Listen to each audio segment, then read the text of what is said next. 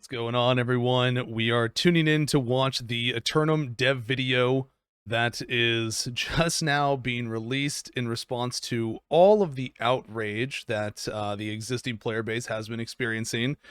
And I'm hopeful that this video will definitely shed some more light on the very weekly presented announcement that happened on June for the Summer Games Fest, especially after they pretty much gaslit their player base with their video in May where they censored all the information and like were trying to hype it up and saying that like there's a lot of really cool announcements and everything. And then the Summer Games Fest announcement ended up just being really console and a rebranding of the game in a way, if you will. And it didn't really seem like there was much substance to the game announcement itself or any of the changes that were coming. There were a couple little niche things that were there, but, you know, we'll see what this video has in store for us.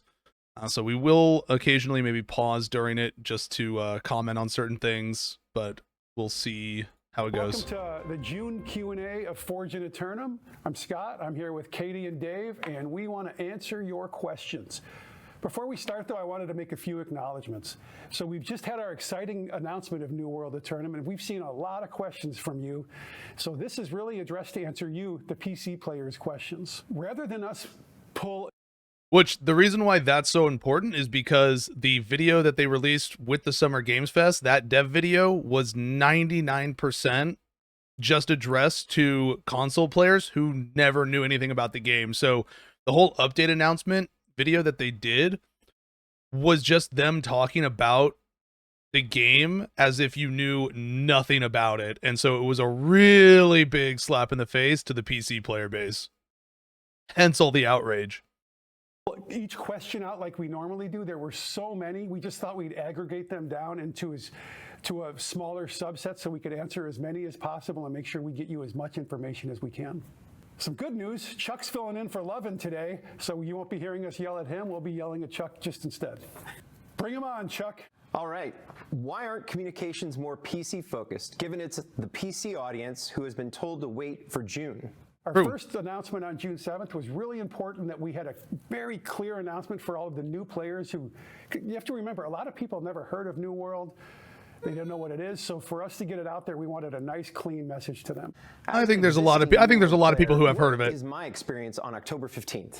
Yeah, so if you're a current player, when this hits, you'll get all the new content. If you have the Rise of the Angry Earth DLC, if you have the base game, you will get some of what we've done because there are quite a few quality of life improvements that we've included. So yeah, so your experience will be uninterrupted, your progression continues, and you continue your time in Aeternum from New World. Hopefully you'll have a lot more players to play with in the world as well. That's the goal. So why console? Well, we've wanted to bring New World to console for a long time. I mean, if you've ever played it on a controller or on your couch, it was originally just feels announced great. So for I think console something we've wanted to do in the for a early long stages time, of the and I think game. we feel ready now, and I think it's like you said, it's going to bring a lot of new players to the game, which will be exciting. What is being added for existing PC players come October 15th? A lot. So I'm going to start with the PC players who own Rise of the Angry Earth. Cutlass Keys has been up-leveled, and part of that up-leveling is a new free-for-all zone and a new 10-person raid that's a real raid, 3 bosses, the true progression, and it's really, really hard. Why is New World Aeternum called an ARPG and not an MMORPG? Well, you can still play Aeternum the way you've always played it, but because of all of the changes we've done to the storytelling, the way we tell the story, because of the way our camera and combat and navigation work through the world, we feel like, you know, we're across so many genres, but this pushes us solidly into the ARPG, which is a little more well-known on console. Is New World Aeternum a separate game? I would debate that a little bit. It is the continuation of New World. It is an update to it that brings a ton new. Is New World close? So that was the main confusion, is that when they first announced it, they made it sound like they were closing the MMO side of the game, and this was just going to be like a co-op single-player type experience. A lot of people thought they were just getting a complete relaunch of the game and were being just thrown by the wayside. So it is still going to be the same game. They weren't very good about communicating that on the initial announcement. Definitely an issue though. The gear score increase is going to be kind of whatever, I think, since it's not much of an increase and there's no new perks. But yeah, we'll talk about that a little bit more. Closing down and launching as single player? No, New World is not closing That was the down. confusing. Your experience will continue after this update. There is definitely a lot of opportunity for a solo experience that's coming with this. Just more solo capable We have content. The updated main story quest line that you've all seen, where you can now go through it without being required to do group content. And now we have the up-leveled solo trials. So that's something that now, like from beginning to end, if you choose to, you can do it solo. We still have a ton of group content. It's still a big open world with a lot of people in it. So it's not. This is probably one of the only genuinely good things about the update is that there is still new group content being added, but because of the way the game is, if you were a new player, there were some difficulties with going through some of the progression because of the questing taking you through a dungeon and not being able to get a group in a timely manner or anything like that because nobody's doing lower level dungeon content. But basically, it's just that element of players being able to play the game through that leveling experience at their own pace if you did happen to be a new player at that time. And now there's some more solo individual content that you can do. So it's like maybe if your friends aren't on to do, your dungeons just yet or your mutations, you can, go do some solo trials or anything like that. So just some additional ways to fill some time on your own. It's not pivoting. It's just an addition to. Will we lose our characters in progress? No, again. No, I think, if you have a character, you can continue to play it. If it's endgame, you can jump right into that endgame. If you do want to start a new character, you can and join the Fresh Start Worlds, but your old character will be there. You can jump right into the experience of endgame with it. What will current players get between now and October? Right now, our focus is on a awesome, clean release nothing. on October 15th. Now, in the interim, we are still going to have a summer medley fair, but beyond that, there's not really going to be anything. Our focus, on top of all the features we talked about, we're trying to fix as many bugs Rough as we year can for and New want World this to be players. Just a super Very polished few experience. We're updates very, very excited for that launch date. And we over want to do that it year. at high quality. Yeah, and we also, it's worth mentioning that we're going to have a couple testing opportunities coming up. One is going to be specific for consoles because that's a technical test. And then the other one is going to be across all platforms, so PC players can participate in that. And in addition, one thing that I know is just like a separate call out, and maybe not a lot of people have been asking about this, but I think it's super cool that we have a pre-order bonus for console that if you're on PC and you log into your character between June 7th, which was our announced date, and October 14th, you get access to that, which is the Azos Stalker Dire Wolf mount. Are seasons going away? Yes. When is the next season coming? No, Promoting seasons are not going away. We're committed to the seasonal the model and purchases. bringing players regular cadence of content. The next season is with the New World Aeternum launch on October 15th. How does crossplay work? So If just you're on really PC, it could nothing be between easier. now You and just then. play the game. And in the world, you'll be joined with new friends from PS5 and Xbox.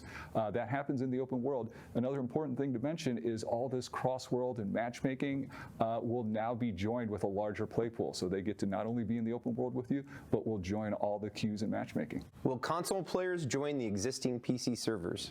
Yeah, so console players will have the ability to join the existing worlds that we see on PC today.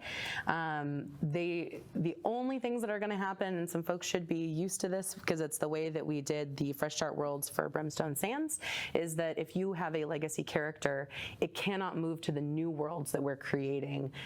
Right. So basically, for people who start on console, if they want to start on their own server environment, there are going to be new worlds that they create. And so those servers will be untainted by existing players and you won't be able to transfer over to it. And, flood the market or bring materials there or anything like that. So those servers are going to be kind of isolated for a while at launch. So that's something where if your console friends want to play with you on your current server, they're able to do that. But if you want to play with them on the Fresh Start Worlds, you do have to create a new character, which I think is a lot of fun because we revamped and changed a lot in the new starting experience. So I think it's worth it to log in with a new character that day.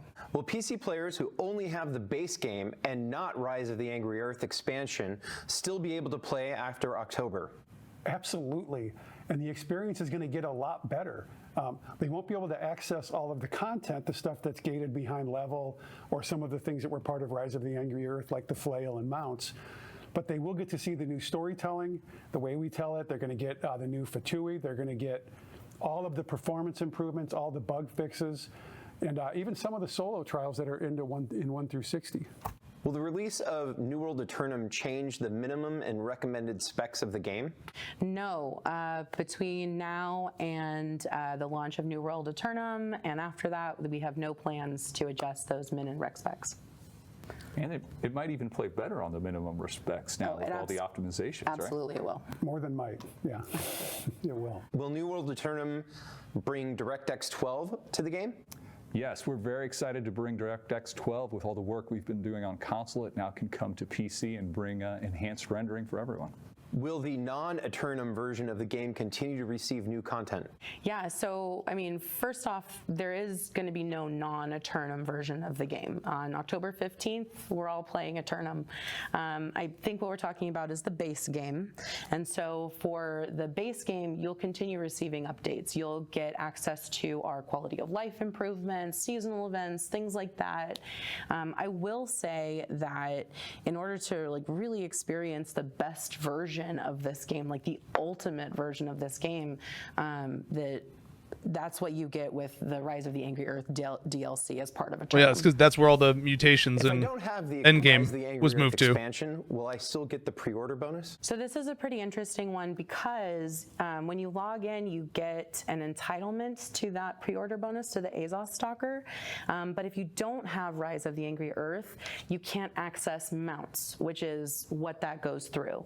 So if you do purchase the Rise of the Angry Earth DLC after you've logged in, after a while, you will get that pre-order bonus because it's attached to your account. I would say currently, if you don't have Angry Earth, New World is probably a pretty restrictive gameplay experience, since most stuff has been moved over to the Rise of the Angry Earth version of the game.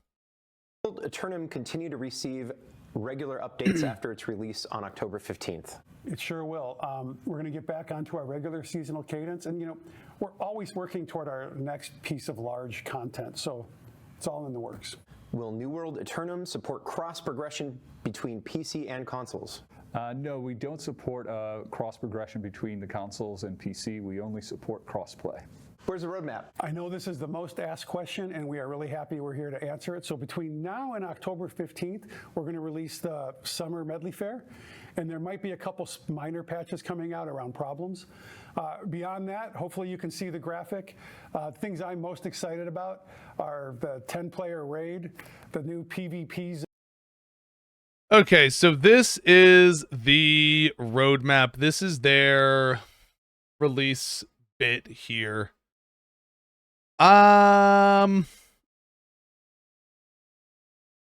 Let's just say this. It's a good thing that this is not going to be a paid DLC. There's no world in which they could have gotten away with this being a paid for expansion. So addressing each one of these things individually, new 10-player raid. Cool.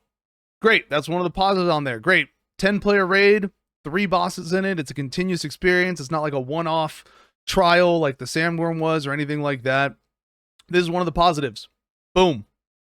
New PvP zone. So this is a little disingenuous because they said it in the video.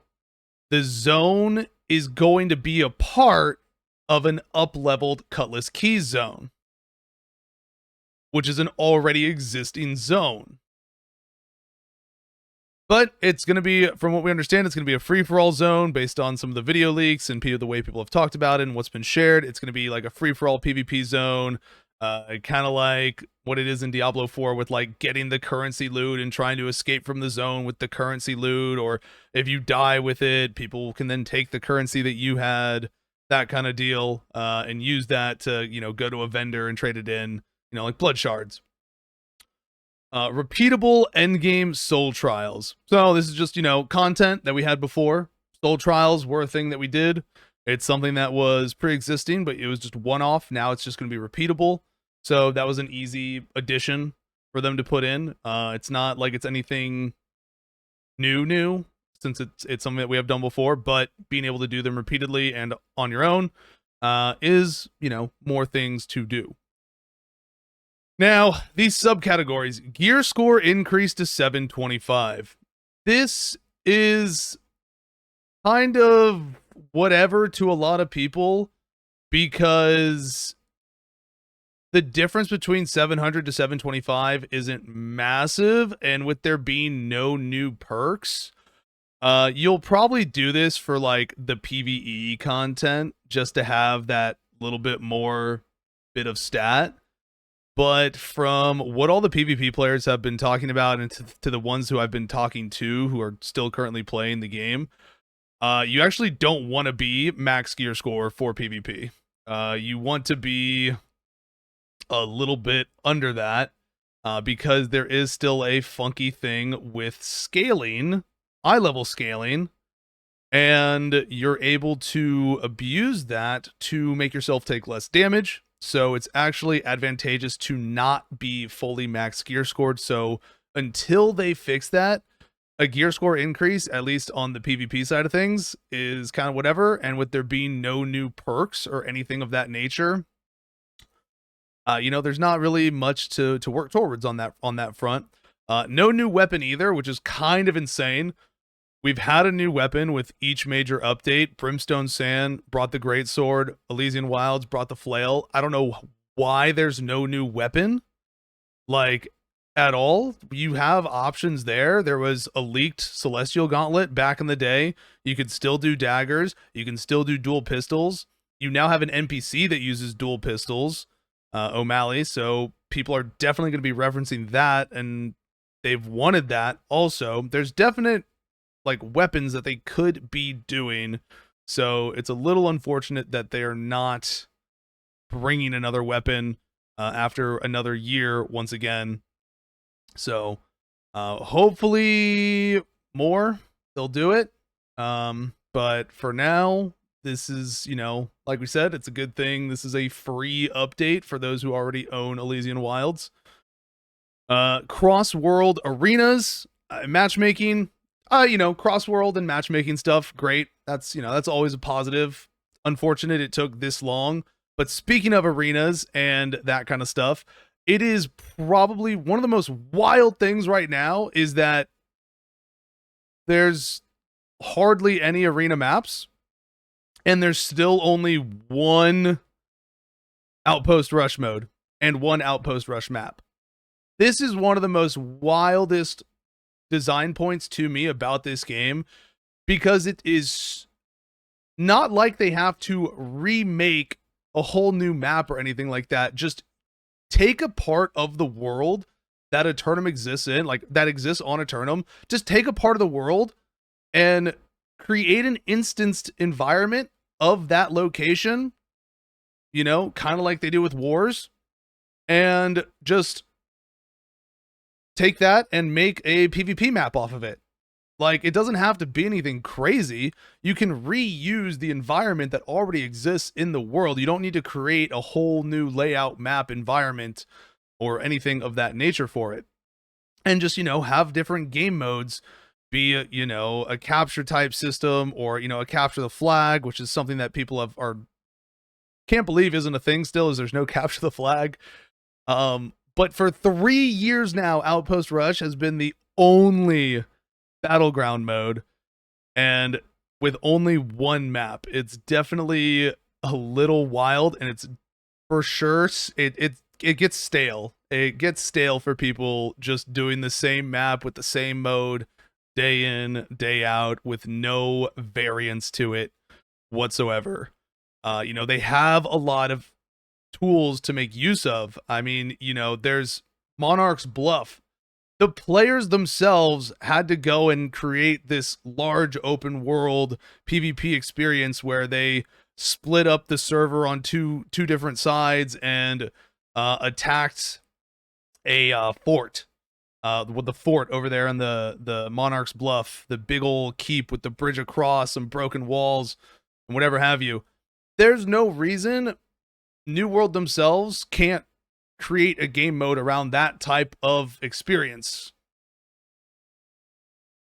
They have a lot of great environmental locations that would already work really well for a PvP type battleground mode that they can make around this kind of stuff. And it's just disappointing that they're not willing to use those resources, recycle those resources in an effective manner to give more variance and variety to what you're offering.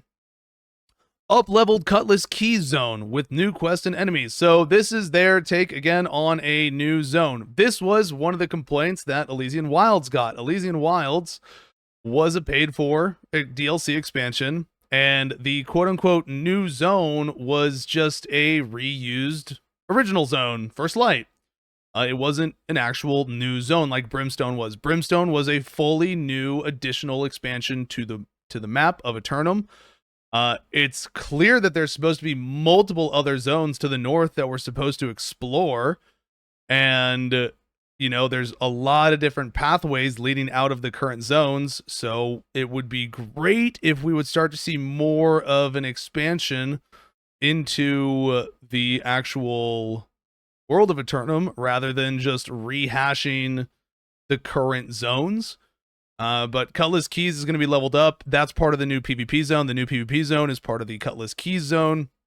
So, not a new zone per se. It's just another recycled zone.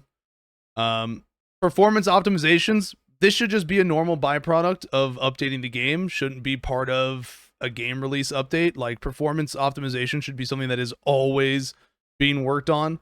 Quality of life improvements and balance updates. This should just be a regular thing as well. Like, this shouldn't be, a selling point to an expansion. New cinematic storytelling. This is a valid thing. This is a new design around the main story quest. They've fully overhauled the main story quest. We saw it from 1 to 25 originally. Now it's all the way from 1 to 60, and it had, voice acting, a little more cinematic telling to the story. So now that that's fully been overloaded, that's definitely a better thing. Cross-platform play, that, understandable because it's going to console. So yeah, that is a point to it. Cross-platform play, being able to play with people who are on console or PC. Fresh start worlds. We already talked about these before. We knew these were going to happen because of the console release. So console players can have a fresh world to start on, or they can start on the existing worlds. Player archetypes. This is tied in with the new starting experience. So is the new cinematic storytelling. 3 of these things are all very, very closely tied together. New starting experience is also part of the player archetype system, where you pick a archetype to start off with. So your character will start with those weapons and with those bonuses to the life skills that they have for it. But you're still going to be able to swap your weapons out. But I would say that goes a little bit hand in hand with the new starting experience. Combat improvements, staggering PvE enemies. All right, cool. I guess. Swimming. Swimming is a selling point, a feature that people felt should have been in the game from the very beginning, and we're wondering why it didn't exist. It took 3 years, but we can finally swim in Aeternum. DX12 rendering, that's just a nice, visual optimization thing, and enhanced controller support, which I guess you could technically already play on a controller, but now that it's going to be full console, it's going to have a full-on, much more in-depth controller support to it. So, yeah, there's not a whole lot here after a year.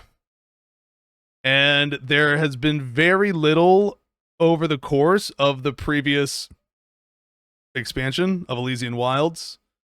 And there's nothing between now and the release of this. So the current existing players, definitely understandable why they feel like they've been slapped in the face, the current PC audience. Especially after the videos that they did in May and hyping up the big announcement, which was just primarily console. There's not a ton here. So there's a few things that they obviously need to get figured out, like how the gear score scaling is still an issue and people are using the gear score scaling to exploit defensive capabilities by under gearing themselves. No new arena maps or PvP maps. Outpost Rush is still the same single mode on the same single map. Cutlass Keys is just being a reused zone again and is where the new PvP zone is. It's a lot of reusing of stuff that's there, but not in an efficient manner, unfortunately. This is definitely a bit of a disappointment for a lot of us, especially for people who have been like diehard dedicated players to the game, have kept playing it, hoping, wishing for the best. I think New World is genuinely a game that people want to like. People want to play it. People want it to do well. It just feels like Amazon doesn't really know what they're doing or where they're going with it, and it takes too long for them to do any kind of update. And when an update does happen, the scale of that update feels way too small for a studio of that size and budget by comparison of many others. And it feels like it's a continuous disappointment, update after update for a lot of people. And it shows in the numbers. The game's currently down to less than 10k concurrent players on a daily basis. It's a low point for the game. Hopefully the console release helps with that a little bit, but if the game is continuing on this trend, New World may not see another year, and that's just an unfortunate thing about it as it's currently going.